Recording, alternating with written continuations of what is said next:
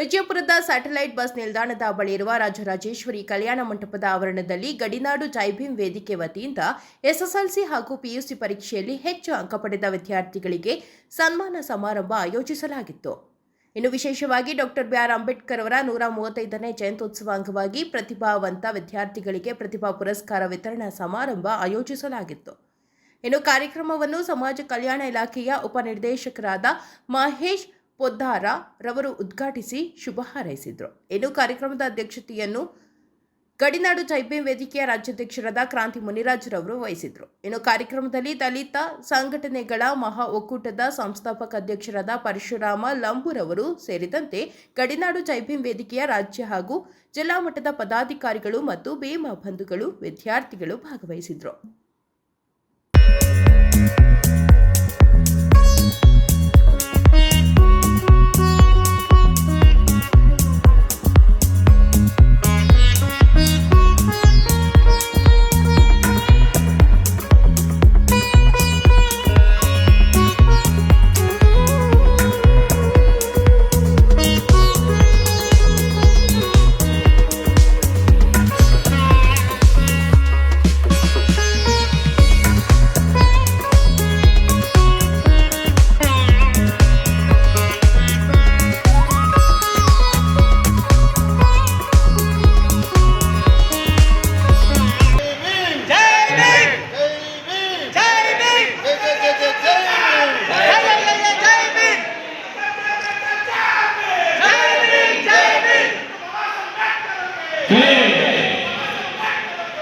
ಮೊಟ್ಟ ಮೊದಲಿಗೆ ಈ ಸಮಾಜಕ್ಕೆ ಶಾಂತಿಯನ್ನು ತೋರಿದ, ಶಾಂತಿ ಜ್ಯೋತಿಯನ್ನು ಬೆಳಗಿದ, ಜ್ಞಾನದ ಜ್ಯೋತಿಯನ್ನು ಬೆಳಗಿದ, ಈ ಸಮಾಜದಲ್ಲಿರ್ತಕ್ಕಂಥ ಕೊಳಕನ್ನು ತೊಳೆದು ಬೆಳಕನ್ನು ನೀಡಿದ ಭಗವಾನ್ ಬುದ್ಧ, ಬಸವ, ಅಂಬೇಡ್ಕರ್ ಅವರನ್ನು ನೆನೆಯುವುದರೊಂದಿಗೆ ಇವತ್ತು ಈ ಕಾರ್ಯಕ್ರಮದ ಮಾತುಗಳನ್ನು ಮಾತನಾಡಲಿಕ್ಕೆ ಇಚ್ಛಿಸುತ್ತೇನೆ. ಬಂಧುಗಳೇ, ಗಡಿನಾಡು ಜೈಭೀಮ್ ವೇದಿಕೆ ಒಂದು ಯಾವುದೋ ಒಂದು ವ್ಯಕ್ತಿಗೆ ಸೀಮಿತವಾದಲ್ಲ ಸಂಘಟನೆ ಅಲ್ಲ. ಅಣ್ಣವರು ಆಗಲೇ ಮಾತನಾಡ್ತಾ ಇದ್ರು, ಕಾಲಕ್ಕೆ ತಕ್ಕಂತೆ ಸಂಘಟನೆಗಳು, ಸಿದ್ಧಾಂತಗಳು ಬದಲಾವಣೆ ಆಗ್ತಾ ಇರ್ತವೆ ಅಂತೇಳಿ. ಆದರೆ 70ರ ದಶಕದಲ್ಲಿ ಹುಟ್ಟಿದ ಸಂಘಟನೆ ದಲಿತ ಸಂಘಟನೆಗಳ ಪ್ರೇರಣೆಯೊಂದಿಗೆ ಆ ಸಂಘಟನೆಗಳ ಸಿದ್ಧಾಂತವನ್ನು ಅಳವಡಿಸಿಕೊಂಡು ಮುಂದುವರಿತಾ ಇರತಕ್ಕಂಥ ಸಂಘಟನೆ ಗಡಿನಾಡು ಜೈಭೀಮ್ ವೇದಿಕೆ ಸಂಘಟನೆ ಅಂತೇಳಿ ಈ ಸಂದರ್ಭದಲ್ಲಿ ಹೇಳಕ್ಕೆ ನಾನು ಇಷ್ಟಪಡ್ತೇನೆ. ಬಾಬಾ ಸಾಹೇಬ್ ಅಂಬೇಡ್ಕರ್ ಅವರ 135ನೆಯ ಜನ್ಮದಿನಾಚರಣೆಯ ಅಂಗವಾಗಿ ಇವತ್ತು ಬಾಬಾ ಸಾಹೇಬ್ ಅಂಬೇಡ್ಕರ್ ಅವರ ಕಂಡ ಕನಸುಗಳು ಶಿಕ್ಷಣಕ್ಕೆ ಒತ್ತು ಕೊಡಬೇಕು ಅನ್ನೋ ಒಂದು ಮೊದಲನೇದಾಗಿ ಆ ಶಿಕ್ಷಣಕ್ಕೆ ಒತ್ತು ಕೊಡುವ ಉದ್ದೇಶದಿಂದ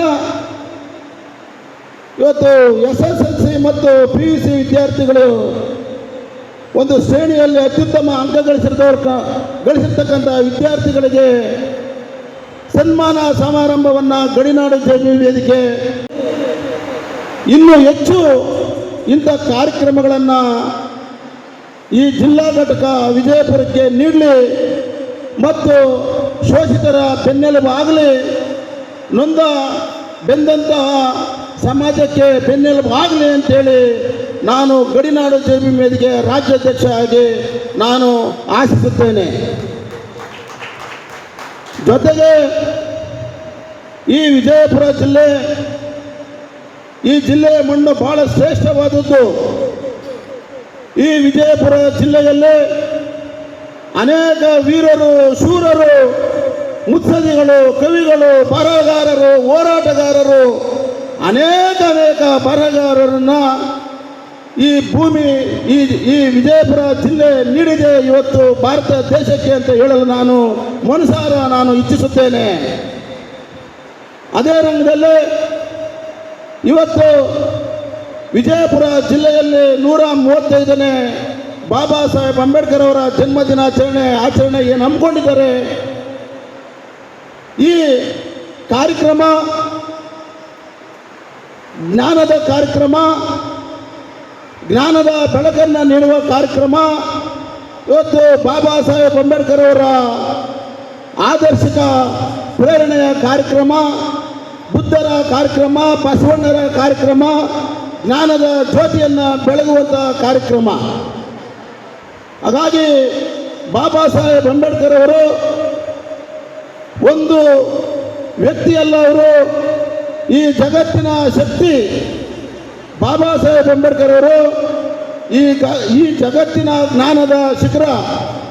ಬಾಬಾ ಸಾಹೇಬ್ ಅಂಬೇಡ್ಕರ್ ಅವರನ್ನು ಈ ವಿಶ್ವವಿದ್ಯಾಲಯ ಇವತ್ತು ಜ್ಞಾನದ ದಿನ ಅಂತೇಳಿ ಅವರ ದಿನವನ್ನು ಆಚರಣೆ ಮಾಡ್ತಕ್ಕಂಥದ್ದು ಅವರ ಹೆಸರಲ್ಲಿ. ಅಂತಂದರೆ ಬಾಬಾ ಸಾಹೇಬ್ ಅಂಬೇಡ್ಕರ್ ಅವರು ಈ ದೇಶದ ಈ ಜಗತ್ತಿನ ಜ್ಞಾನದ ಜ್ಯೋತಿ. ಹಾಗಾಗಿ ಬಾಬಾ ಸಾಹೇಬ್ ಅಂಬೇಡ್ಕರ್ ಅವರನ್ನು ನಾವು ಎಷ್ಟು ಹೇಳಿದ್ರೂ ಕೂಡ ಸಾಲದು. ಆ ಇತಿಹಾಸ ಪುಟಗಳಲ್ಲಿ ಬಾಬಾ ಸಾಹೇಬ್ ಅಂಬೇಡ್ಕರ್ ಅವರನ್ನು ಅವರ ವಿಚಾರವನ್ನು ಹೇಗೆ ಹೇಳ್ಬೋದು ಅಂದರೆ,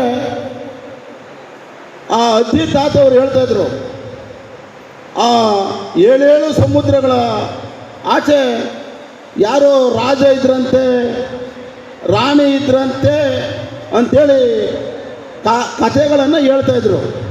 ಆದರೆ ಇವತ್ತು 7 ಸಮುದ್ರಗಳ ಆಚೆ, 7 ದೇಶಗಳ ಆಚೆ ಇವತ್ತು ಈ ಭಾರತ ದೇಶದಲ್ಲಿ ಹುಟ್ಟಿದಂಥ ಒಂದು ಶಕ್ತಿಯ ಒಬ್ಬರು ಹೆಸರಾದರೂ ಇದ್ದರೆ ಅದು ಬಾಬಾ ಸಾಹೇಬ್ ಅಂಬೇಡ್ಕರ್ ಮಾತ್ರ ಅಂತ ಹೇಳೋಕ್ಕೆ ಈ ಸಂದರ್ಭದಲ್ಲಿ ನಾನು ಹೇಳ್ತೇನೆ.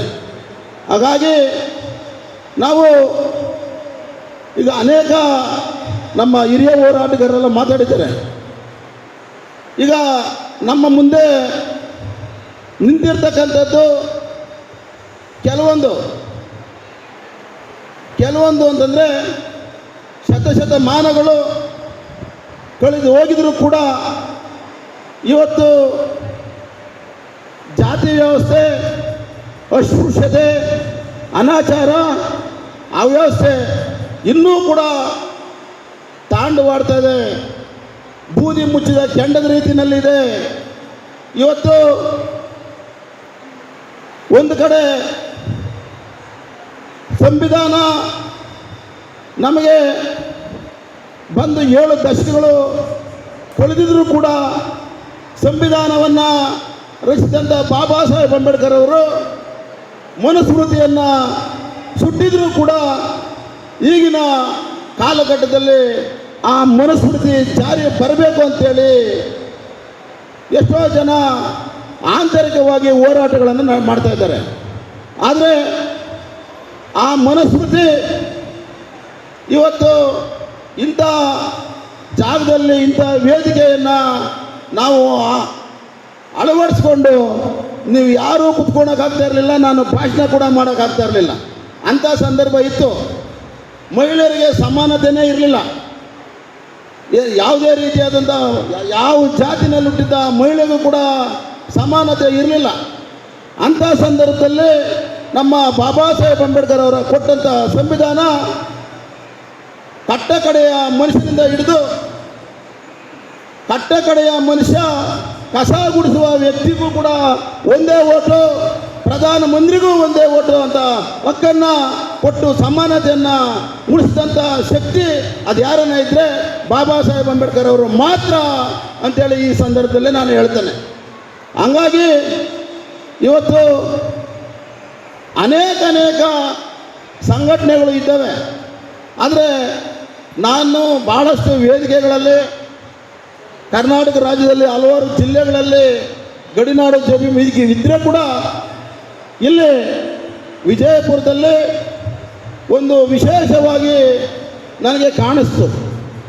ಯಾಕೆ ಕಾಣಿಸ್ತು ಅಂತಂದರೆ, ಯಾವುದೋ ಒಂದು ಅಂಬೇಡ್ಕರ್ ಸಂಘಟನೆ ಒಂದು ಕೆಲಸ ಮಾಡ್ತಾಯಿದೆ, ಒಂದು ಕಾರ್ಯನಿರ್ವಹಿಸ್ತಾ ಇದೆ ಅಂತ ಹೇಳಿದ್ರೆ, ಬೇರೆ ಸಂಘಟನೆಗಳೆಲ್ಲ ಇಲ್ಲಿ ದೂರ ದೂರ ಇರ್ತವೆ. ಆದರೆ ಇಲ್ಲಿ ನಾನು ಗಮನಿಸಿದ್ದು, ಯಾವುದೇ ಬೇರೆ ಸಂಘಟನೆಗಳಲ್ಲಿದ್ದರೂ ಕೂಡ ಇವತ್ತು ಗಡಿನಾಡು ಜೋಬಿ ವೇದಿಕೆ ಒಂದು ಕಾರ್ಯಕ್ರಮ ಮಾಡ್ತಾ ಇದೆ ಅಂದಾಗ ಅನೇಕ ಸಂಘಟನೆಗಳು ಒಟ್ಟುಗೂಡಿಕೊಂಡು ಇಲ್ಲಿ ಸೇರ್ತಕ್ಕಂಥದ್ದು. ನಾನು ಹಲವಾರು ಬಾರಿ ವಿಜಯಪುರಕ್ಕೆ ಬಂದಿದ್ದೇನೆ. ಲಾಸ್ಟು ಒಂದು ಕಡೆಯ ಸಮಯದಲ್ಲಿ ನಾನು ಒಂದು ವೇದಿಕೆ ಕಾರ್ಯಕ್ರಮ ಕೂಡ ನಾನು ಬಂದಿದ್ದೇನೆ. ಆದರೆ ಆಗ ವೀಕ್ಷಣೆ ಮಾಡಿದಾಗೂ ಈಗ ವೀಕ್ಷಣೆ ಮಾಡಿದಾಗಲೂ ಒಂದೇ ಥರ ಇದೆ. ಇಲ್ಲಿ ಜನ ಮತ್ತು ಸಮಾಜ ಒಂದೇ ಥರ ನನಗೆ ಕಾಣಿಸ್ತಾ ಇದೆ. ಇಲ್ಲಿ ಸಮಾನತೆ ಸಮಾಜ ಕಾಣಿಸ್ತಾ ಇದೆ ಅಂತೇಳಿ ಈ ಸಂದರ್ಭದಲ್ಲಿ ನಾನು ಭಾವಿಸ್ತೇನೆ. ಜೊತೆಗೆ ನನಗೆ ಇಲ್ಲಿ ರಾಜಶೇಖರ ಕುದುರೆಯವರು, ನಮಗೆ ಅಶೋಕ್ ಚಲವಾದಿಯವರು ಎಲ್ಲ ನನಗೆ ಹಳೆ ಸ್ನೇಹಿತರು. ಹೋರಾಟದ ಸ್ನೇಹದಲ್ಲಿ ನಾವೆಲ್ಲ ಒಂದು ಜೊತೆಯಲ್ಲಿ ಬಂದಂಥವರು. ಹಾಗಾಗಿ ಇಲ್ಲಿ ಕೂಡ ಕುದುರೆಯವರು ಕೂಡ ಇದ್ದಾರೆ, ಹಾಗಾಗಿ ಅಶೋಕ್ ಅವರು ಕೂಡ ಇದ್ದಾರೆ. ನಾವು ಬಹಳ ಯಾವುದೋ ಒಂದು ವೇದಿಕೆಯಲ್ಲಿ ಮಾತನಾಡಿ ಬೂಟಾಟಿಕೆಗಳಿಗೆ ಮಾತನಾಡಿ ಹೋಗುವಂಥ ಒಂದು ಇದರಲ್ಲಿ ಬಂದಂಥವರೆಲ್ಲ ನಾವೆಲ್ಲ ಕೂಡ ಹೋರಾಟದ ಹಾದಿಯಲ್ಲಿ ಬಂದು ಒಬ್ಬರನ್ನೊಬ್ಬರು ಆಂತರಿಕವಾಗಿ ಅರ್ಥ ಮಾಡಿಕೊಂಡು ನಾವು ಸಂಘಟನಾತ್ಮಕವಾಗಿ ಒಂದು ಸಂಘಟನೆಯನ್ನು ಒಂದು ಕುಟುಂಬದ ರೀತಿಯಲ್ಲಿ ತೆಗೆದುಕೊಂಡು ಹೋಗುವಂಥ ಮನಸ್ಥಿತಿ ನಮ್ಮಲ್ಲಿ ಹುಟ್ಟಿರ್ತಕ್ಕಂಥದ್ದು. ಹಾಗಾಗಿ ಇವತ್ತು ನನಗೆ ಈ ಅಧ್ಯಕ್ಷರ ಭಾಷಣವನ್ನು ನೀಡಿದ ಜಿಲ್ಲಾ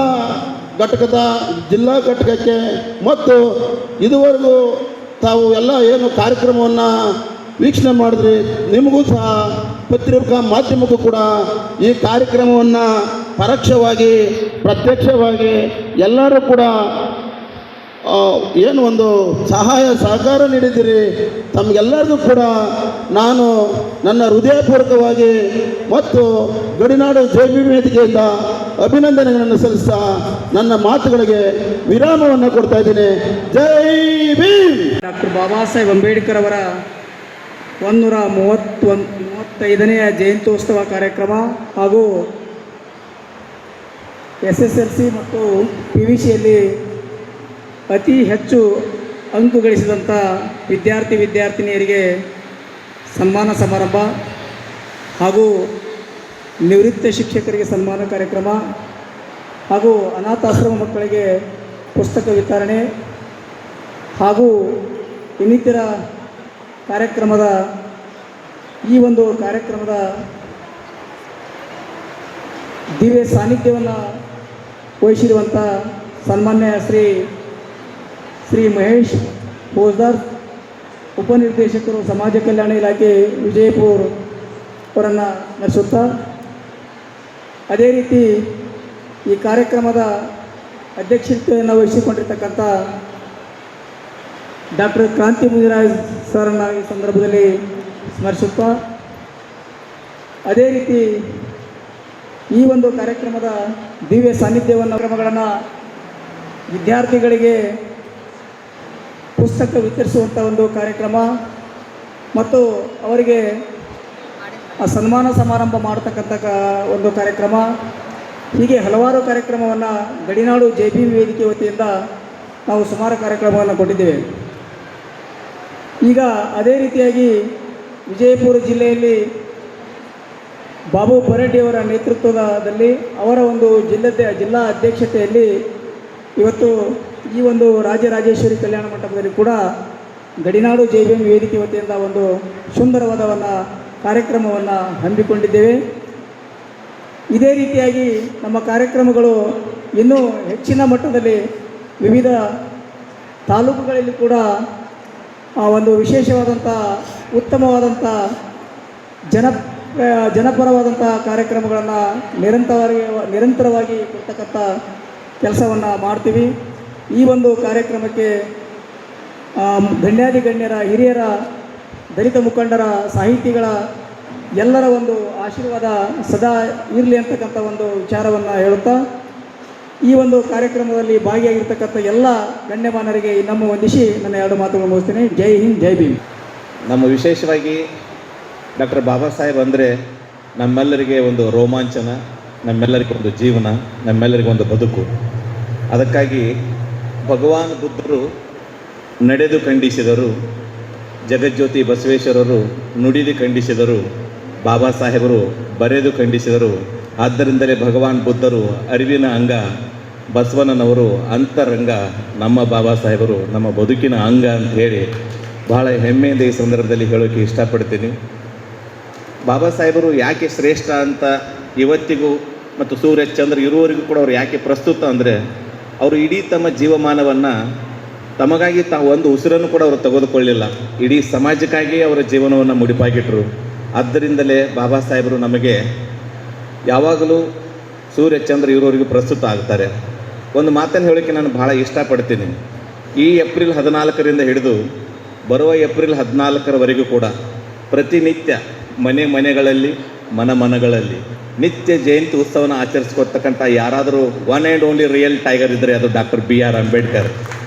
ಅದಕ್ಕೆ ಇವತ್ತು ಜೂನ್ ತಿಂಗಳು ಯಾವಾಗ ಏಪ್ರಿಲ್ ಸ್ಟಾರ್ಟ್ ಆಗಿದೆ, ಇವತ್ತಿಗೂ ಕೂಡ ನಾವು 135ನೇ ಜಯಂತಿ ಉತ್ಸವವನ್ನು ಇನ್ನೂ ಕೂಡ ಅದು ಆ ಒಂದು ಜಾತ್ರೆ, ಜಯಂತಿ ಹಬ್ಬ, ಹುಟ್ಟ ಹಬ್ಬದ ಸಂಭ್ರಮ ಇನ್ನೂ ಕೂಡ ಅದು ಸಾಗುತ್ತಾ ಬಂದಿದೆ ಅಂದರೆ ಅದಕ್ಕೆ ಬಾಬಾ ಸಾಹೇಬ್ ಅಂಬೇಡ್ಕರ್ ಅವರು. ಆತ್ಮೀಯರೇ, ನಿಮ್ಮೆಲ್ಲರ ಆಶೀರ್ವಾದ ಶುಭ ಹಾರೈಕೆಯಿಂದ ಮೊನ್ನೆ ಜಿ ಕನ್ನಡ ನ್ಯೂಸ್ ಚಾನೆಲ್ದವರು ಒಂದು GTV ರಿಯಲ್ ಸ್ಟಾರ್ ಅಚೀವರ್ಸ್ ಅವಾರ್ಡನ್ನು ನನಗೆ ಕೊಟ್ಟರು. ಆ ಸಂದರ್ಭದಲ್ಲಿ ನನಗವರು ಕೇಳಿದರು, ನೀವು ಅಂಬೇಡ್ಕರ್ ಅವರ ಭಕ್ತರು, ಯಾಕೆ ನಿಮಗೆ ಅಂಬೇಡ್ಕರ್ ಅವರು ಬಹಳ ಇಷ್ಟ ಆಗುತ್ತಾರೆ ಅನ್ನುವಂಥ ಮಾತನ್ನು ಕೇಳಿದಾಗ ನಾನು ಒಂದು ಮಾತನ್ನು ಹೇಳಿದೆ. ಈ ಪ್ರಪಂಚದ ಇತಿಹಾಸದಲ್ಲಿ ಮನುಷ್ಯರನ್ನು ಗುಲಾಮರನ್ನಾಗಿ ಮಾಡಿ ರಾಜ ಮಹಾರಾಜರಾಗಿ ಮೆರೆದವರು ಸಾವಿರಾರು ಜನ, ಆದರೆ ಗುಲಾಮರನ್ನೇ ರಾಜ ಮಹಾರಾಜರನ್ನಾಗಿಸಲು ಸಂವಿಧಾನ ಅಂತಕ್ಕಂಥ ಅಸ್ತ್ರದ ಮೂಲಕ ಸದವಕಾಶವನ್ನು ಕೊಟ್ಟವರು ಬಾಬಾ ಸಾಹೇಬ್ ಅಂಬೇಡ್ಕರ್ ಅವರು. ಅದಕ್ಕೆ ಅವರು ಯಾವಾಗಲೂ ಶ್ರೇಷ್ಠ ಆಗುತ್ತಾರೆ ಸರ್. ಯಾಕಂದರೆ ನಾನು ಸಮಾಜ ಕಲ್ಯಾಣ ಇಲಾಖೆಗೆ ಬರೋಕ್ಕಿಂತ ಮುಂಚೆನೇ 10 ವರ್ಷ ಕನ್ನಡ ಶಾಲೆ ಶಿಕ್ಷಕನಾಗಿ ಸೇವೆ ಮಾಡಿದ್ದೀನಿ. ನನಗೆ ನನ್ನ ಕಚೇರಿಗೆ ಬರ್ತಕ್ಕಂಥ, ನೀವೆಲ್ಲ ಬಂದಾಗ ನೋಡಿದಿರಿ, ನನ್ನ ಕಚೇರಿಗೆ ಬರ್ತಕ್ಕಂಥ ಯಾವುದೇ ಒಬ್ಬ ವ್ಯಕ್ತಿ ಇದ್ದರೂ ಕೂಡ ನಾನು ಅವ್ರನ್ನ ಕೂಡಿಸಿ ಮಾತಾಡ್ತೀನಿ. ಕಾರಣ ಏನಂದರೆ, ಈ ಸರ್ಕಾರದ ಹುದ್ದೆಗಳು 4 ರೀತಿ ಇದ್ದಾವೆ. ಒಂದು ಕ್ಲಾಸ್ 1, ಕ್ಲಾಸ್ 2, ಕ್ಲಾಸ್ 3 ಮತ್ತು ಕ್ಲಾಸ್ 4 ಅಂತೇಳಿ. ನಾನು ಫಸ್ಟ್ ಅಪಾಯಿಂಟ್ಮೆಂಟ್ ಆದದ್ದೇ ಕ್ಲಾಸ್ 4ರಲ್ಲಿ KMF ಡೇರಿಯಲ್ಲಿ ಒಬ್ಬ ಪ್ಯೂನಾಗಿ. ಸೊ ಹೀಗಾಗಿ 1-2 ವರ್ಷ ನಾನು ಕ್ಯಾನ್ ತೊಳೆಯೋದು, ಕಸ ಗುಡಿಸೋದು, ಡೇರಿಯ ಕೆಲಸ ಮಾಡೋದು ಇದೆಲ್ಲ ಮಾಡ್ತಾಯಿದ್ದೆ. ನೆಕ್ಸ್ಟ್ ನಾನು ಕ್ಲಾಸ್ 3ಅಲ್ಲಿ ಪ್ರೈಮರಿ ಸ್ಕೂಲ್ ಟೀಚರಾಗಿ 10 ವರ್ಷ ಕೆಲಸ ಮಾಡಿದ್ದೀನಿ. ಅದಾದಮೇಲೆ ಕ್ಲಾಸ್ 2ಅಲ್ಲಿ KS ಆಫೀಸರಾಗಿ, ತಾಲೂಕು ಅಧಿಕಾರಿಯಾಗಿ ಕೆಲಸ ಮಾಡಿದ್ದೀನಿ. ಈಗ ಕ್ಲಾಸ್ 1ನಲ್ಲಿ ಡೆಪ್ಯೂಟಿ ಡೈರೆಕ್ಟರಾಗಿ ನಿಮ್ಮ ಮುಂದೆ ನಿಂತಿದ್ದೀನಿ. ಸೊ ಸಮಾಜದ ಯಾವುದೇ ಜನ ಬಂದರೂ ಕೂಡ ನಾನು ಯಾಕೆ ರೆಸ್ಪೆಕ್ಟ್ ಕೊಡ್ತೀನಿ ಅಂದರೆ, ನಾನು ಎಲ್ಲವನ್ನೂ ಅನುಭವಿಸಿದ್ದೀನಿ ನನ್ನ ಲೈಫಲ್ಲಿ. ಬಟ್ ನಾನು ಇವತ್ತು ಏನೇ ಆಗಿದ್ದರೂ ಅದು ಡಾಕ್ಟರ್ ಬಾಬಾ ಸಾಹೇಬ್ ಅಂಬೇಡ್ಕರ್ ಅವರು ಕೊಟ್ಟ ಒಂದು ಭಿಕ್ಷೆ ಅಂತ ನಾನು ಭಾಳ ಹೆಮ್ಮೆಯಿಂದ ಹೇಳ್ತೀನಿ, ಅಭಿಮಾನದಿಂದ ಹೇಳ್ತೀನಿ. ನಾನು ಯಾವಾಗಲೂ ಗೌತಮ ಬುದ್ಧರ ಅನುಯಾಯಿ ಇರೋದ್ರಿಂದಲೇ ನನ್ನ ಮಗನಿಗೂ ಕೂಡ ಗೌತಮ್ ಅಂತಲೇ ಭಾಳ ಸ್ವಾಭಿಮಾನದಿಂದ ಹೆಸರಿಟ್ಟಿದ್ದೀನಿ. ಸೊ ಅವರ ಒಂದು ತತ್ವ, ಆದರ್ಶ, ಚಿಂತನೆಗಳು ಮನುಷ್ಯರನ್ನಾಗಿ ನೋಡುವಂತಹ ಒಂದು ಏನು ಮಾನವೀಯತೆಯ ದೃಷ್ಟಿಕೋನ ಇದೆ, ಅದು ಜಗತ್ತಿಗೆ ನಮ್ಮ ಬಾಬಾ ಸಾಹೇಬರು ಕೊಟ್ಟಿರ್ತಕ್ಕಂಥ ಒಂದು ದೊಡ್ಡ ಗರಿಮೆ. ಎಲ್ಲರಿಗೂ ಕೂಡ ಸಮಾನ ಅವಕಾಶವನ್ನು ಕೊಟ್ಟಿದ್ದಾರೆ ಅಂತಹ ಮಹಾತ್ಮರು. ಅದಕ್ಕೆ ಯಾರೋ ಒಬ್ಬರು ಪುಣ್ಯಾತ್ಮರು ವಾಟ್ಸಪ್ನಲ್ಲಿ ಕಳಿಸಿದರು, ಬಾಬಾ ಸಾಹೇಬರು ಬರೆದಿರ್ತಕ್ಕಂಥ ಸಂವಿಧಾನದ ಪುಸ್ತಕ ನನ್ನ ಕೈಯಲ್ಲಿರುವಾಗ ನಾನೇಕೆ ಹಸ್ತರೇಖೆಯನ್ನು ನಂಬಲಿ, ಬಾಬಾ ಸಾಹೇಬರು ಧರಿಸಿರ್ತಕ್ಕಂಥ ನೀಲಿ ನಾಮ ನನ್ನ ಹಣೆ ಮೇಲೆ ಇರಬೇಕಾದ್ರೆ ನಾನೇಕೆ ಹಣೆ ಬರಹವನ್ನು ನಂಬಲಿ. ಅದಕ್ಕಾಗಿ ನಾನು ಏನಿದ್ರು ನನ್ನ ಹೃದಯದಲ್ಲಿ ಬಾಬಾ ಸಾಹೇಬರನ್ನು ನಂಬುತ್ತೀನಿ. ನನ್ನ ಪಾಲಿಗೆ ಅವರೇ ದೇವರು, ಅವರೇ ಸರ್ವಸ್ವ, ಅವರೇ ಎಲ್ಲ ಅಂತ ಹೇಳುವಂತಹ ಒಂದು ಕಾಲ ಖಂಡಿತ ಈಗಲೂ ಇದೆ, ಮುಂದೆ ಕೂಡ ಬರ್ತದೆ ಅನ್ನುವಂಥ ಮಾತನ್ನು ಹೇಳ್ತಾ, ನಾನು ಆ್ಯಕ್ಚುಲಿ ಅಥಣಿ ತಾಲೂಕಿಗೆ ಒಂದು ಕಾರ್ಯಕ್ರಮಕ್ಕೆ 4 ಗಂಟೆಗೆ ಇರಬೇಕಾಗಿತ್ತು. ಕಾರ್ಯಕ್ರಮದ ಮಧ್ಯದಲ್ಲಿ ನನಗೊಂದು ಅವಕಾಶ ಕೊಡಿ, ನಾನು ಹೋಗಬೇಕಾಗಿದೆ ಅಂತ ಹೇಳಿದೆ. ನಮ್ಮ ಎಲ್ಲ ಬರೆಡ್ಡಿ ಸರ್ ಅವರಾಗಲಿ, ಅಶೋಕ್ ಚಲವಾದಿ ಸರ್ ಆಗಲಿ, ಅನಿತಾ ದಡೇಕರ್ ಮೇಡಮ್ ಅವರಾಗಲಿ, ಎಲ್ಲರೂ ಬಂದು ಕಾರ್ಯಕ್ರಮಕ್ಕೆ ತಾವು ಬರಬೇಕು ಅಂತ ಭಾಳ ಪ್ರೀತಿ ಅಭಿಮಾನದಿಂದ ಕರೆದಿದ್ದೀರಿ. ನಿಮ್ಮೆಲ್ಲರ ಪ್ರೀತಿ ಅಭಿಮಾನಕ್ಕೆ ನನ್ನ ಪ್ರೀತಿ ಗೆಳೆಯ ಕಂಠೀರವ್ ಕೂಡ ಇಲ್ಲೇ ಇರಂಡೆ. ಸೊ ನಿಮ್ಮೆಲ್ಲರ ಪ್ರೀತಿ ಅಭಿಮಾನಕ್ಕೆ ನಾನು ಸದಾ ಚಿರಋಣಿಯಾಗಿರ್ತೀನಿ.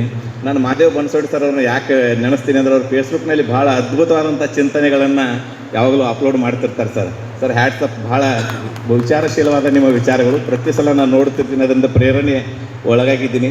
ನಿಮ್ಮಂಥ ಬುದ್ಧಿಜೀವಿಗಳ ಜೊತೆ ಒಂದು ಕಾಲ ಕಳೀತಕ್ಕಂಥ ಒಂದು ಸೌಭಾಗ್ಯ ಸಿಕ್ತು. ನನ್ನ ಪರಶುರಾಮ ಲಂಬೋನವರು ಇಡೀ ದಲಿತ ಒಕ್ಕೂಟಗಳ ಒಂದು ಮಹಾಸಂಘವನ್ನು ಸ್ಥಾಪಿಸಿ ಎಂಥ ಅದ್ಭುತವಾದ ಬಾಬಾ ಸಾಹೇಬ್ ಅಂಬೇಡ್ಕರ್ ಜಯಂತಿಯನ್ನು ಅಂಬೇಡ್ಕರ್ ಒಂದು ಉದ್ಯಾನವನದಲ್ಲಿ ಮಾಡಿದರು. ಪ್ರತಿಯೊಬ್ಬರು ಕೂಡ ಇಲ್ಲಿ ಅಡಿಯಪ್ಪ ಸಾಲಗಲ್ಲನಂತ ನಾ ಮತ್ತೆ ಬಿಜಾಪುರಕ್ಕೆ ಬರಬೇಕಾದ್ರೆ ಅದಕ್ಕೆ ಭಾಳಷ್ಟು ಜನ ಕಾರ್ಯಕರ್ತರು, ಅದಕ್ಕೆ ಯಾವೊಬ್ಬರು ಶ್ರೇಷ್ಠ ಕಾರ್ಯಕರ್ತರು ಅಡಿಯಪ್ಪನ ಸಾಲಗಲ್ ಅವರು. ಸರ್ ನೀವು ಬರಬೇಕು ಬಿಜಾಪುರಕ್ಕೆ ಮತ್ತೆ ಅಂತ ಹೇಳಿ ಇಲ್ಲಿಂದ ಬಾಗಲಕೋಟೆ, ರಾಯಚೂರು, ಗದಗ ಬೇರೆ ಬೇರೆ ಜಿಲ್ಲೆಗಳಲ್ಲಿ ಸೇವೆ ಮಾಡಿ ಮತ್ತೆ ಈ ಒಂದು ಗುಮ್ಮಟ ನಗರಿ ಹೃದಯವಂತರ ಜಿಲ್ಲೆಗೆ ನನಗೆ ಮತ್ತೆ ಪೂಜ್ಯ ಸಿದ್ದೇಶ್ವರ ಅಪ್ಪಾಜಿಯವರ ಒಂದು ಪುಣ್ಯ ಭೂಮಿಗೆ ನನ್ನನ್ನು ಕರೆತಂದಕ್ಕಾಗಿ ನಿಮ್ಮೆಲ್ಲರಿಗೂ ಧನ್ಯವಾದಗಳನ್ನು ಹೇಳಿ, ನಾವು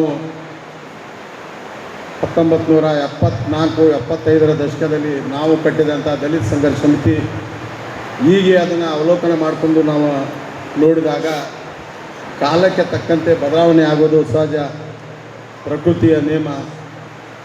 ಆದರೆ ಜನ್ರೇಷನ್ ಗ್ಯಾಪ್ ಈ ಒಂದು ವಿಚಾರದನ್ನು ಬಾಬಾ ಸಾಹೇಬರ ವಿಚಾರ ಈ ಜನ್ರೇಷನ್ಗೆ ತಕ್ಕಂತೆ ನಾವೆಲ್ಲ ಒಯ್ಯಬೇಕಾಗಿದ್ದು ನಮ್ಮ ಕರ್ತವ್ಯ. ಆದರೆ ಅವರ ಸಿದ್ಧಾಂತ, ದೇಶಭಕ್ತಿ, ಅವರು ನಮಗಾಗಿ ನೀಡಿದಂಥ ಸಂವಿಧಾನದ ಆಶೆ ಏನಿತ್ತು ಎಂಬುದನ್ನು ನಾವೆಲ್ಲ ಆತ್ಮಾವಲೋಕನ ಮಾಡಿಕೊಳ್ಬೇಕಾಗಿದೆ ಬಂಧುಗಳೇ.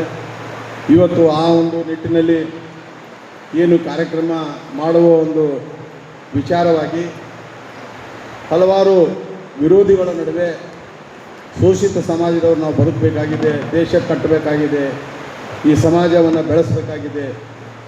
ಇವತ್ತು ನೋಡು ನಮ್ಮ ಬಂಧುಗಳಲ್ಲಿ ಬಿರುಕನ್ನು ಹುಟ್ಟಿಸುವಂಥ ಪಟ್ಟಭದ್ರ ಹಿತಾಸಕ್ತಿಗಳ ನಡುವೆ ನಾವು ಎದ್ದು ನಿಂತು ಬಾಬಾ ಸಾಹೇಬರ ಸಿದ್ಧಾಂತವನ್ನು ಈ ದೇಶಕ್ಕೆ ಸಾರಬೇಕಾಗಿದೆ. ಒಂದೇ ತಾಯಿ ಮಕ್ಕಳಿದ್ದಂಥ ಸಮಾಜದಲ್ಲಿದ್ದಂಥ ನಾವೆಲ್ಲ ಸೋದರರು ಇವತ್ತು ಒಡೆದು ಬೀದಿಗೆ ಬಂದು ನಮ್ಮ ಹಕ್ಕನ್ನು ಪ್ರತ್ಯೇಕವಾಗಿ ಕೇಳುವ ನಿಟ್ಟಿನಲ್ಲಿ ಬಂದಿದ್ದೀವಂದರೆ ಪಟ್ಟಭದ್ರ ಹಿತಾಸಕ್ತಿಗಳ ಶಕ್ತಿ ನಮ್ಮನ್ನು ಹಿಮ್ಮೆಟ್ಟಿಸಲಿಕ್ಕೆ ತಯಾರಾಗಿದೆ. ಆದರೆ ಬಂಧುಗಳು, ನಾವೆಲ್ಲರೂ ಇವತ್ತು ಯಾವುದೇ ಸಂಘಟನೆ ಮಾಡಲಿ, ಯಾವುದೇ ಬಾಬಾ ಸಾಹೇಬರ ಹೆಸರಿನಾಗಿರಲಿ, ಬುದ್ಧನ ಹೆಸರಿನಾಗಿರಲಿ, ಬಾಬಾ ಸಾಹೇಬರ ಹೆಸರಿನಾಗಿರಲಿ, ಜಗಜೀವನರಾವ್ರ ಹೆಸರಿನಾಗಿರಲಿ, ಆದರೆ ನಮ್ಮ ಸಮಸ್ಯೆಗಳು, ನಮ್ಮ ಬದುಕು ಮಾತ್ರ ಮರಿಬಾರದು. ಯಾಕಂದರೆ ಹಿಂದಿನ ಕಾಲದಲ್ಲಿ ಸಂವಿಧಾನ ಇಲ್ಲದ ಇದ್ದಾಗ ಅವಲೋಕನ ಮಾಡಿಕೊಂಡು ನಾವು ನೋಡಿದಾಗ ನಮ್ಮ ಪರಿಸ್ಥಿತಿಗಳು ಏನಿತ್ತು, ನಾವೆಲ್ಲ ಯಾವ ರೀತಿಯಾಗಿ ಬದುಕ್ತಿದ್ದೀವಿ, ಯಾವ ರೀತಿಯಾಗಿ ನಮ್ಮ ಜನಜೀವನ ಇತ್ತು. ಆದರೆ ಇವತ್ತು ನೋಡಬೇಕಾದ್ರೆ ನಾವು ಈ ಒಂದು ವೇದಿಕೆ ಮುಂದೆ ನಿಂತು ಮಾತಾಡಬೇಕಾದ್ರೆ ನಾವೆಲ್ಲರ ನಮ್ಮ ಅಕ್ಕಂಗಿಯರು ಎಷ್ಟು ಸುಸಜ್ಜಿತವಾಗಿ, ಸೋದರರು ಸುಸಜ್ಜಿತವಾಗಿ ಇವತ್ತು ವೇದಿಕೆಯನ್ನು ಮಾಡಿ ನಿರ್ಮಾಣ ಮಾಡಿ ಕೂತು ಮಾತಾಡಲಿಕ್ಕೆ ಸಂವಿಧಾನ ನಮಗೆ ಹಕ್ಕು ಕೊಟ್ಟಿದೆ. ಆದರೆ ಸಂವಿಧಾನವನ್ನು ನಾವು ಕಾಪಾಡಬೇಕಂತ ನಾವಷ್ಟೇ ಮಾಡಿದ್ರೆ ಆಗಲ್ಲ. ಈ ದೇಶದಲ್ಲಿ 140 ಕೋಟಿ ದೇಶದ ಎಲ್ಲ ಪ್ರಜೆಗಳಿಗೆ ಸಮಾನವಾದ ಅವಕಾಶವನ್ನು ಸಂವಿಧಾನ ಕೊಟ್ಟಿದೆ. ಇವತ್ತು ಆ ಸಂವಿಧಾನವನ್ನು ಎಲ್ಲರೂ ಒಪ್ಕೊಳ್ತಾರೆ. ಆದರೆ ಆ ಸಂವಿಧಾನಕ್ಕೆ ವಿರೋಧವಾದಂಥ ಪಟ್ಟಭದ್ರ ಹಿತಾಸಕ್ತಿಗಳು 100ಕ್ಕೆ 10% ಇದ್ದಂಥವರು ಇವತ್ತು ನಮಗೆ 100ಕ್ಕೂ 100 ಹೆದರಿಕೆಯನ್ನು ಹಾಕ್ತಾ ಇದ್ದಾರೆ. ಇದು ಭಾಳ ನಾವು ಇದು ತಡ್ಕೊಳ್ಳೋದು ಯಾಕೆ ಆಗ್ತಿದೆ ಅಂದರೆ ನಮ್ಮಲ್ಲಿದ್ದಂಥ ಒಕ್ಕಟ್ಟು, ನಮ್ಮಲ್ಲಿದ್ದಂಥ ಏನು ಚಂಚಲತೆ ಆಸೆಗಳಿವೆ, ಇವತ್ತು ನಾವು ಅದನ್ನು ಮಾರ್ಕೊಳ್ತಾ ಇದ್ದೇವೆ ಬಂಧುಗಳೇ. ಭಾಳ ದುರದೃಷ್ಟಕರ. ನಾವು ಹಿಂದೆ ತಿರುಗಿ ನೋಡ್ತಾ ಇಲ್ಲ ನಮ್ಮ ಸಮಸ್ಯೆಗಳ ಬಗ್ಗೆ, ನಮ್ಮ ಅಣ್ಣತಮ್ಮರ ಬಗ್ಗೆ, ನಮ್ಮ ಕುಟುಂಬದ ಬಗ್ಗೆ, ನಮ್ಮ ಸಮಾಜದ ಹಳ್ಳಿಗಾಡಿನಲ್ಲಿದ್ದಂಥ ನಮ್ಮ ಪರಿಸ್ಥಿತಿ ಬಗ್ಗೆ ನಾವು ನೋಡ್ತಾ ಇದ್ದಿಲ್ಲ. ಇವತ್ತೇನು ಮಾಡ್ತಾ ಇದ್ದೇವೆ ಅಂದರೆ ನಾವು ಮುಂದೆ ಯಾವುದೇ ಒಂದು ರಾಜಕೀಯ ಹಿತಾಸಕ್ತಿಗಳ ಬಲಿಯಾಗಿ ಇವತ್ತು ಸಮಾಜವನ್ನು ಛಿದ್ರ ಮಾಡಿ ಇವತ್ತು ನಾವು ನೋಡ್ತಾ ಇದ್ದೇವೆ. ಬುದ್ಧ ಬಸವರ ವಿಚಾರಗಳನ್ನು, ಬಾಬಾ ಸಾಹೇಬರ ವಿಚಾರಗಳನ್ನು, ಬಸವಣ್ಣವರಿಗೆ ಒಂದು ಹೇಳ್ತಾರೆ, ಬಸವಣ್ಣವರು ಒಂದು ಜಾತಿಯಲ್ಲಿ ಹುಟ್ಟ್ಯಾರೆ, ಇನ್ನೊಂದು ಜಾತಿಗೆ ಬಂದು ಅವೇನು ಉದ್ಧಾರ ಮಾಡ್ತಾನೆ, ಅವನು ಬಸವನ ಜಾತಿ ರಹಿತ ಸಮಾಜ ನಿರ್ಮಾಣ ಮಾಡಲಿಲ್ಲ ಅಂತ ಹೇಳ್ತಾರೆ. ಬುದ್ಧರಿಗೆ ಹೇಳ್ತಾರೆ, ಬುದ್ಧ ಈ ದೇಶದಲ್ಲಿ ಅಶಾಂತಿಯನ್ನು ನಿರ್ಮಾಣ ಮಾಡಲಿಕ್ಕೆ ಯಾವುದು ಕಾಲದಿದ್ರ ನಮ್ಮ ಸನಾತನ ಧರ್ಮದವರು ಶಾಂತಿಯಿಂದ ಇದ್ದೀವಿ, ಬುದ್ಧ ಬಂದ ನಂತರ ಕ್ರಾಂತಿಕಾರಿ ಆಯಿತು ಅಂತ ಹೇಳ್ತಾರೆ. ಅದೇ ರೀತಿ ಡಾಕ್ಟರ್ ಬಾಬಾ ಸಾಹೇಬ್ ಅಂಬೇಡ್ಕರ್ ಅವರು ಹೇಳ್ತಾರೆ, ಸಂವಿಧಾನ ಬರೀಲಿಲ್ಲ ಅವರು, ಸಂವಿಧಾನಕ್ಕೆ ಅವರಿಗೆ ಸಂಬಂಧ ಇಲ್ಲ ಅಂತ ಹೇಳ್ತಾರೆ. ಇದೆಲ್ಲ ನೋಡಿಕೊಂಡು ನಾವು ಸುಮ್ಮನೆ ಕೂಡಬೇಕಾದ್ರೆ ಇವತ್ತು ನಮ್ಮ ಪರಿಸ್ಥಿತಿ ಏನಾಗಿದೆ ಅಂದರೆ ಬಾಬಾ ಸಾಹೇಬರ ಅಂಶಸ್ಥರು ಅಂದರೆ ಕೇವಲ ಒಂದು ಜಾತಿ ಅಲ್ಲ, ನಾವು ಶೋಷಿತ ಸಮಾಜದವರು, ನಮಗೆ ಅದು ನೇರವಾಗಿ ನಡ್ತಾ ಇದೆ. ಆದರೆ ನಾವು ಒಕ್ಕಟ್ಟಾಗಿ ನಮಗೆ ಸಂವಿಧಾನಕ್ಕೆ ಅಪಚಾರ ಆದಾಗ ನಿಲ್ಲುವಂಥ ಶಕ್ತಿ ಸಹಿತ ಇತ್ತೀಚಿನ ದಿನಮಾನಗಳಲ್ಲಿ ನಾವು ಸಂಶಯದಿಂದ ನೋಡ್ತಾ ಇದ್ದೇವೆ. ಯಾಕಂದರೆ ಬಂಧುಗಳೇ, ನಮ್ಮ ಸಮಸ್ಯೆ ಒಂದೇ, ನಮ್ಮ ಬದುಕು ಒಂದೇ. ನಾವೆಲ್ಲರೂ ನಾವೇನು ಅನುಭವಿಸಿದಂಥ ಶೋಷಣೆ ಒಂದೇ. ಇದನ್ನು ನಾವು ಅರ್ಥ ಮಾಡ್ಕೋಬೇಕಾಗಿದೆ. ಸಂಘಟನೆಗಳು ಮಾಡೋದು ಯಾವುದೇ ರೀತಿಯಾಗಿ ತಪ್ಪಲ್ಲ. ಸಂಘಟನೆ ಇರಬೇಕು. ಮನೆಗೊಂದು ಸಂಘಟನೆ ಇದ್ರೂ ಏನು ನಮಗೆ ಫರಕ್ ಬೀಳಲ್ಲ. ಯಾಕಂದ್ರೆ ಬಾಬಾ ಸಾಹೇಬರು ಮನೆಗೂ ಬಾಬಾ ಸಾಹೇಬರು ಹುಟ್ಟುತ್ತಾರಂತ ಹೇಳಿದ್ದಾರಲ್ಲ, ಅದು ನಿಜವಾಗುವಂಥ ಈ ಸಂದರ್ಭ ಬಂದಿದೆ. ಆದರೆ ದಯವಿಟ್ಟು ನಾನು ಒಂದು ಕಳಕಳಿ ವಿನಂತಿಯನ್ನು ಹೇಳ್ತೇನೆ ಅಂದರೆ, ಛಿದ್ರವಾದಂಥ ಶೋಷಿತ ಸಮಾಜ ಒಗ್ಗೂಡಬೇಕು, ಈ ದೇಶವನ್ನು ಆಳಬೇಕು. ಯಾವುದು ಕಾಂಚೀರಾಮ್ ಅವರು, ಮಾಯಾವತಿಯವರು ಏನು ಅವರ ಹೋರಾಟ ಇತ್ತು, ಮಹಾತ್ಮ ಜ್ಯೋತಿಬಾ ಫುಲೆಯವರು, ಸಾವಿತ್ರಿಬಾಯಿ ಫುಲೆ ಅವರ ಹೋರಾಟದ ಏನು ಪ್ರತಿಫಲ ಈಗ ನಾವು ನೋಡ್ತಾ ಇದ್ದೇವೆ. ಒಮ್ಮಾದರೂ ನಾವು ದೇಶವನ್ನು ಆಳಬೇಕು, ಒಗ್ಗಟ್ಟಾಗಿರಬೇಕು, ದೇಶವನ್ನು ಸುಸಜ್ಜಿತವಾಗಿ ನಾವೆಲ್ಲ ನಡೆಸ್ಕೊಂಡು ಬಾಬಾ ಸಾಹೇಬರ ಸಿದ್ಧಾಂತದ ಮೇಲೆ ಹೋಗಬೇಕಂತ ನಾವೆಲ್ಲರೂ ಪಣ ಕೊಡಬೇಕು. ನಮ್ಮಲ್ಲಿದ್ದಂಥ ಭೇದ ಭಾವಗಳನ್ನ ಮರೆತು ಸಂಘಟನೆಯಲ್ಲಿ ಎಲ್ಲರೂ ನಾವು ಸೋದರರು, ಒಂದೇ ತಾಯಿ ಮಕ್ಕಳಂತೆ ಇದ್ದಾಗ ಮಾತ್ರ ಶಕ್ತಿ ಬರುತ್ತೆ. ಕೇವಲ ನಾವು ಜಾತಿ ಒಂದು ಸಂಘಟನೆ ಮಾಡ್ಕೊಂಡು ಮಾಡಿದ್ರೆ ಅದು ಆಗಲ್ಲ. ದಯವಿಟ್ಟು ಮುಂದೆ ಬರುವಂಥ ಕಾಲಗಳು ಭಾಳ ದುರಂತವೇ. ದಯವಿಟ್ಟು ಬಂಧುಗಳು, ಶೋಷಿತ ಸಮಾಜದಲ್ಲಿದ್ದಂಥ ಎಲ್ಲರೂ ಒಗ್ಗಟ್ಟಾಗಿ ನಾವೆಲ್ಲ ಒಂದೇ ತಾಯಿ ಮಕ್ಕಳಂತೆ ಸಂಘಟನೆ ಮಾಡಿ ನಮ್ಮ ವಿರೋಧಿಗಳಿಗೆ ಒಂದು ಶಕ್ತಿ ಪ್ರದರ್ಶನವನ್ನು ಮಾಡಬೇಕು. ನಮ್ಮ ಹಕ್ಕುಗಳಿಗಾಗಿ ನಮ್ಮ ಹೋರಾಟಗಳಾಗಬೇಕು. ನಮ್ಮ ಸಂವಿಧಾನ ರಕ್ಷಣೆಗಾಗಿ ನಾವು ಮೊದಲಿಗರಾಗಬೇಕು ಅಂತ ಹೇಳ್ತಾ, ಇವತ್ತು ಇನ್ನು ಸಂಘಟನೆಯನ್ನು ಇಲ್ಲಿ ಹುಟ್ಟಾಕಿದ್ದೀರಿ. ಭಾಳ ನಮಗೆ ಸಂತೋಷ ಆಗಿದೆ. ಸಂಪೂರ್ಣವಾಗಿ ಇಲ್ಲಿ ಬಿಜಾಪುರ ಜಿಲ್ಲೆ ಅಷ್ಟೇ ಅಲ್ಲ, ಇಡೀ ನಮ್ಮ ಉತ್ತರ ಕರ್ನಾಟಕದಲ್ಲಿದ್ದಂಥ ಎಲ್ಲ ಸಂಘಟನೆಗಳು ಈ ಸಂಘಟನೆ ಜೊತೆ ಇರ್ತವೆ. ಇದು ನಮ್ಮದೇ ಸಂಘಟನೆ. ಈ ಸಂಘಟನೆಗೆ ನಾವೆಲ್ಲ ಬೆನ್ನೆಲುಬಾಗಿ ನಿಂತಿರ್ತೇವೆ ಅಂತ ಹೇಳ್ತಾ,